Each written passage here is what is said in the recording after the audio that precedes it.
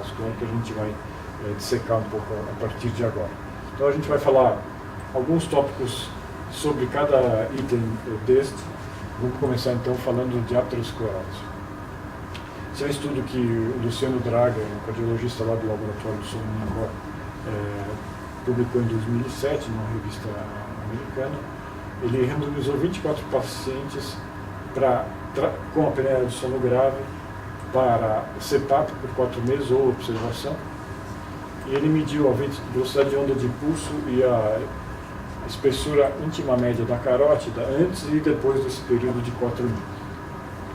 O que ele viu foi que a velocidade de onda de pulso, que na realidade é um marcador de aterosclerose precoce e que mostra, que traduz uma rigidez arterial aumentada, ela estava aumentada nos pacientes inicialmente e caiu significativamente com o tratamento com CPAP após 4 meses, diferente do grupo controle, que não houve queda significativa. Então, ele, com esse estudo, mostrou que a velocidade de onda de pulso, que é um marcador precoce de doença de aterosclerose, é reversível quando você trata de apneia do sono. Eu quero lembrar que esses pacientes eles não tinham outras doenças cardiovasculares, eles não tinham dislipidemia, então eles não tinham diabetes, então eram pacientes bem selecionados com uma doença realmente bastante inicial. A mesma coisa aconteceu com a espessura íntima média, ela teve uma redução significativa após o tratamento com CPAP. Então vamos comentar alguma coisa sobre a hipertensão. A gente já comentou que a prevalência é bastante alta nesses pacientes, sobretudo nos pacientes com hipertensão refratária. E esse é um estudo que é bastante citado, um estudo de modelo animal, que demonstra o desenvolvimento da hipertensão arterial nos pacientes com apneia obstrutiva. Então o que eles fizeram foi traqueostomizar alguns cachorros e colocou lá na traqueostomia uma válvula que abria e fechava. Existia uma telemetria com um eletroencefalograma, então toda vez que o cachorro dormia, a válvula era fechada uma vez por minuto, por 10 segundos, e simultaneamente havia um catéter femoral que media a pressão arterial.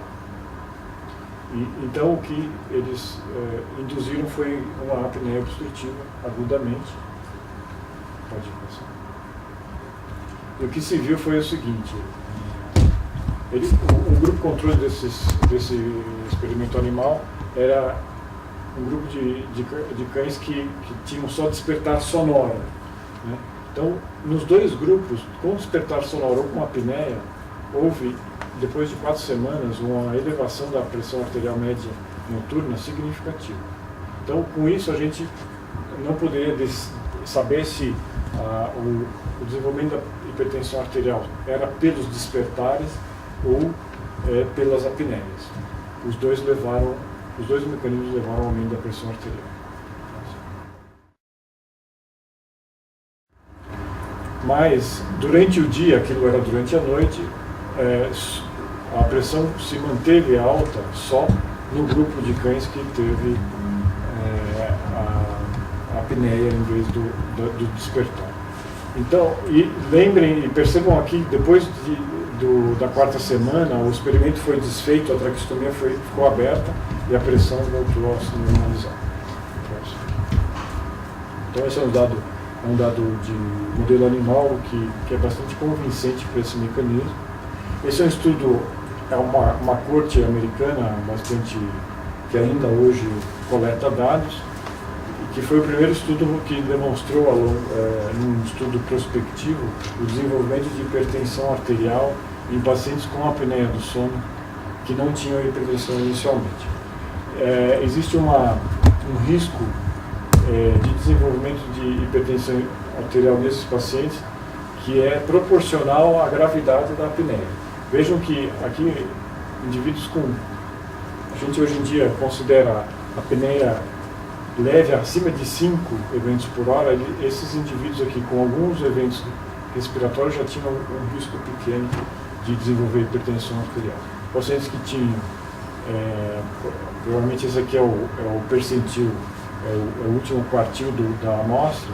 Esses pacientes aqui com índice de apneia maior que 15 por hora tinham quase 3 vezes mais risco de desenvolver hipertensão arterial. Então, já que a pressão arterial hipertensão arterial é frequente nos pacientes com apneia do sono, e que existe uma associação de riscos, a dúvida é, será que tratar a apneia do sono reduz a pressão arterial? Então, esse estudo demonstrou, depois de 30 dias de CPAP, que CPAP efetivo, terapêutico, em pressões adequadas para resolver a apneia do sono, conseguiu reduzir a pressão arterial significativamente comparado com um aparelho que não oferece tratamento significativo. Então, a resposta é que a pressão arterial cai durante o tratamento com CPAP, mas ela não chega a normalizar na maioria dos pacientes. Existe uma queda significativa, mas não é. Melhores estudos aí mostraram 10, 12 milímetros de mercúrio apenas. Esse é um outro estudo com hipertensão refratária, aí mostrando novamente uma queda significativa da pressão arterial. E existe uma meta-análise publicada em 2007 que reuniu vários estudos que avaliaram os efeitos do CPAP na hipertensão nos pacientes que tinham apneia do sono, mostrando que há uma tendência, uma média ponderada de menos 2 milímetros de mercúrio. Isso é uma redução bastante pequena, mas o grande problema desse estudo é que alguns desses estudos incluídos na meta-análise, os pacientes não eram hipertensos para começar. Por exemplo, tem um estudo aqui do Caneco, que é um estudo de insuficiência cardíaca, e eles colocaram na mesma análise essa avaliação do CPAP na insuficiência cardíaca e apesar de ter havido uma redução, não faz muito sentido misturar as coisas. Bom, essas evidências da relação entre apneia do sono e doença e hipertensão arterial levaram a Joint National Committee, que faz os guidelines de hipertensão arterial sistêmica, a sugerir que a apneia do sono é a principal causa secundária de hipertensão arterial sistêmica. Então, junto com aquelas causas bastante conhecidas de todos, a hipertensão hoje em dia é a primeira da lista entre as causas de doença de hipertensão secundária. Próximo. Então, vamos falar agora de fibrilação atrial e outras arritmias. Esse é um estudo que avaliou a frequência cumulativa de fibrilação atrial. Eram pacientes, 3.500 pacientes lá da Mayo Clinic. Basicamente o que eles fizeram foi cruzar os dados que eles tinham de polissonografia com os dados de desenvolvimento de fibrilação arterial. Então eles viram, depois de vários anos de segmento, que os pacientes com a apneia obstrutiva do sono desenvolveram fibrilação arterial nova mais frequentemente do que aqueles que não tinham apneia obstrutiva do sono. Então é um estudo interessante porque demonstrou esse tipo de alteração, mas ele não foi desenhado para isso. É um estudo retrospectivo na essência. Esse é um outro estudo que avalia a relação entre fibrilação atrial e apneia do sono, que na verdade estava interessado em avaliar o risco de recorrência da fibrilação atrial. Nos pacientes que não tinham apneia do sono, o risco de recorrência vai de 40% a 50% em média. Nos pacientes com apneia do sono tratada, o risco de recorrência é bastante similar. Porém, nos pacientes que têm apneia do sono, fibrilação atrial aguda e não se tratam da apneia obstrutiva, o risco de recorrência vai a cerca de 80%. Então, esse é um recado importante. Se vocês tiverem um paciente com fibrilação atrial, eles partem de 50% de prevalência da apneia. Se for fibrilação atrial aguda, eles têm, se tiverem apneia do sono, um risco de recorrência de quase 80%. E vale a pena lembrar da doença, porque vocês podem ganhar bastante eficiência no tratamento se tratarem da apneia do sono. Esse é um outro estudo que não avaliou a arritmia, mas está implícito no resultado, a arritmia.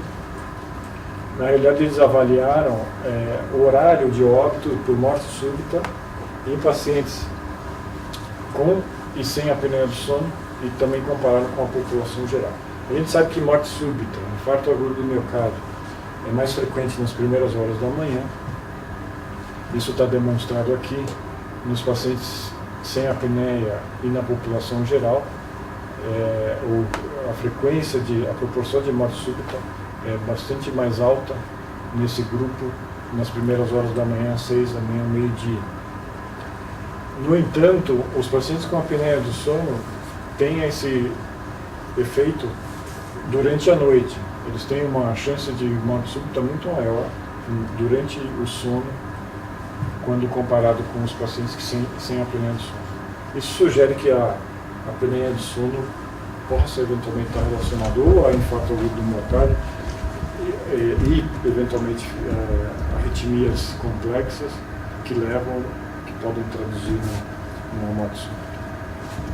Então, e também houve uma relação entre a gravidade da apneia e o risco de desenvolver morte súbita da meia-noite às 6 da manhã. Quanto maior a gravidade, maior o risco disso acontecer. Próximo, vamos falar um pouquinho sobre acidente vascular cerebral. A prevalência de AVC é bastante alta também nos pacientes com apneia do sono.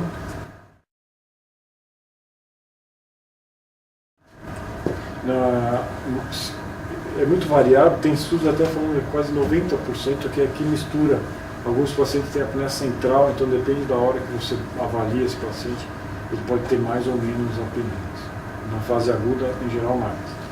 Essa é uma outra corte de Wisconsin, avaliou quase 1.200 pacientes, e o risco para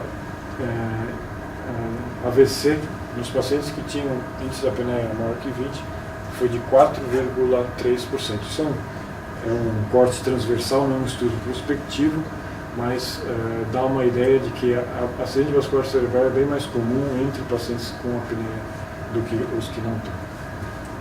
O não uso de CPAP a longo prazo aumenta o risco de recorrência até 5 vezes. Então, de novo, outra doença que a apneia do sono traz bastante agravamento.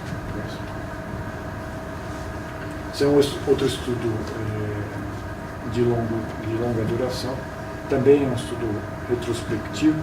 Eles avaliaram, então, 1.022 pacientes ao longo do tempo, e aqueles que tinham apneia do sono desenvolveram um risco de acidente vascular e morte maior do que aqueles que não tinham apneia obstrutiva do sono. Então, houve, entre os pacientes com apneia, 22 acidentes vasculares cerebrais, e entre aqueles que não tinham apneia do sono, 2 acidentes. Obviamente os números são pequenos, mas dá uma ideia de que a apneia do sono está por trás aí de um aumento de risco. Próximo. Então, em relação à insuficiência cardíaca, a prevalência, como a gente comentou, é bastante alta também, depende do estudo, é variado. Esse é um outro estudo que avalia, o foco dele é avaliar doença cardiovascular relacionada à doença do sono, 6.400 pacientes, o risco de desenvolver ICC de 2,4%. De novo, é um estudo transversal, não é um estudo a longo prazo, mas mostra que aqueles que tinham apneia do sono tinham uma chance de ter a insuficiência cardíaca 2 vezes maior.